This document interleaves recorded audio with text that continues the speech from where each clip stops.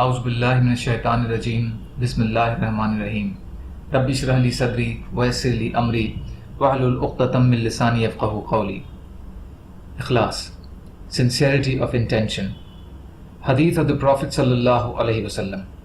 Abu Umama al-Bahili radiyallahu anhu narrates that Rasulullah sallallahu alaihi wasallam said, "Verily, Allah does not accept any deed except that done sincerely for Him and to obtain His pleasure. Verily, Allah does not accept any deed except that done sincerely for Him and to obtain His pleasure." Nasai. Sa'ad radiallahu anhu narrates that Nabi sallallahu alayhi wasallam said, "Undoubtedly, Allah helps this ummah because of its weak by their supplication, salah and ikhlas." Undoubtedly, Allah helps this ummah because of its weak by their supplication, salah and ikhlas. Nasai. Abu Darda radiallahu anhu narrates that Nabi sallallahu alayhi wasallam said, "He who goes to his bed with the intention to get up during the night to offer his salah, but is overcome by sleep and wakes up in the morning, the reward is written down for him and what he intended, and his sleep is a gift for him from his Rabb Azza wa Jal." Nasai. Zayd ibn Sabit radiallahu anhu narrates, "I heard Nabi sallallahu alayhi wasallam saying, he whose objective is the world, Allah scatters his affairs. He faces worries and anxieties in every aspect and places the fear of poverty before his eyes, and he receives only that which has been ordained for him. And he whose intention, meaning objective, is the hereafter, Allah makes all his affairs very easy and enriches his heart, and the world comes to him humiliated." Ibn Majah. Zayd ibn Sabit radiallahu anhu narrates that Nabi sallallahu alayhi wasallam said, "There are three habits which keep the heart of a Muslim free from hatred, malice and deception. There are three habits which keep the heart of a Muslim free from hatred, malice and deception. Number 1, a deed performed sincerely for the pleasure of Allah. Number 2, well-wishing for the rulers. And number 3, holding fast to the jama'ah of Muslims as their supplications surround those with them." Ibn Hibban. Sauban radiallahu anhu narrates, "I heard Nabi sallallahu alayhi wasallam saying, glad tidings to the sincere people. There are an illumination in the darkness, because of whom all severe evils are driven away." Rasulullah sallallahu alayhi wasallam said, "Glad tidings to the sincere people. They are the illumination in the darkness, because of whom all severe evils are driven away." Bayhaqi. Abu Firas rahimahullah of the tribe of Aslam narrated that a person loudly asked, "O Rasulullah, what is Iman?"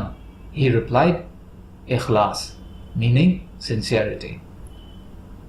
Abu Umama radiallahu anhu narrates that Rasulullah sallallahu alayhi wasallam said, "Giving sadaqah secretly cools the anger of the Rabb." Giving sadaqah, meaning charity, secretly cools the anger of the Rabb. Tabrani. The previous hadith was taken from Bayhaqi. Abu Zar radiallahu anhu narrates that it was asked of Rasulullah sallallahu alayhi wasallam, "What do you say about that person who does a good deed and the people praise him for that?"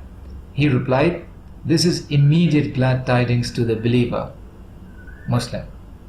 Note, indeed, for the hereafter there are numerous glad tidings for him. However, if he receives an immediate glad tiding provided his action was done solely for Allah's pleasure and not for the praise of people. Aisha radiallahu anha, the wife of Nabi sallallahu alayhi wasallam, narrates, "I asked Rasulullah sallallahu alayhi wasallam the meaning of the verse, and those who give what they have given while their hearts are fearful." Surah Mu'minun, chapter verse 60. Aisha radiallahu anha asked, "If these are the people who drink wine and steal?"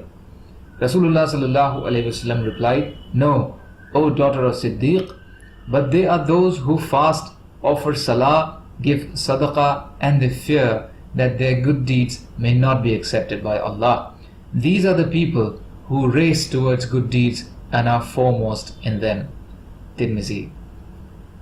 Sa'ad radiallahu anhu narrates, I heard Rasulullah sallallahu alayhi wasallam saying, indeed, Allah loves that slave of His who is pious, self-sufficient, and contented with what has been given to him, and is inconspicuous. Rasulullah sallallahu alayhi wasallam said, indeed, Allah loves that slave of His who is pious, self-sufficient, and contented with what has been given to him, and is inconspicuous. Muslim. Abu Sa'id al-Khudri radiallahu anhu narrates that Rasulullah sallallahu alayhi wasallam said, if a man was to do a deed within a rock which has no door or window, his deed would become known to people, whatever it is, good or bad. If a man was to do a deed within a rock which has no door or window, his deed would become known to people, whatever it is, good or bad. Bayhaqi. Note, when a deed of whatever nature will eventually become known, then why should those who engage in good deeds spoil them by insincerity? And what benefit is there for an evildoer in concealing his bad deed? For this will ultimately be exposed. Tarjamanus Sunnah. Man ibn Yazid radiallahu anhuma narrates that my father, Yazid radiallahu anhu, set aside some dinars for charity and gave them to a person in the masjid, so that these may be given to a needy person. I went, and being needy myself, I took those dinars and came back. My father said, I swear by Allah, I had not meant these to be given to you. So I took my father to Nabi sallallahu alayhi wasallam and presented this matter to him. Nabi sallallahu alayhi wasallam said to my father, you have your reward as intended, O Yazid, and said to me, and what you have taken is yours, O man. Bukhari.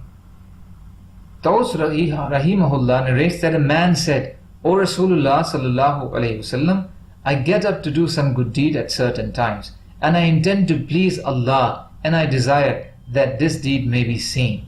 Rasulullah sallallahu alayhi wasallam did not reply until this verse was revealed, and the translation is, he who longs to see his Rabb, wishing to become his beloved, let him do righteous work and make none share of the worship due unto his Rabb.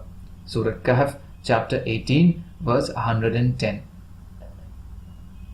Note, the form of shirk, meaning polytheism, which is forbidden in this verse, relates to showing off, meaning riya. It is forbidden to mix some worldly desire in a work which ought to be done solely for the pleasure of Allah. This is also a hidden shirk which destroy a man's good deeds. Tafsir Ibn Kasir. Subhanallah wa bihamdihi, subhanaka Allahumma wa bihamdika, ashhadu an la ilaha illa anta, astaghfiruka wa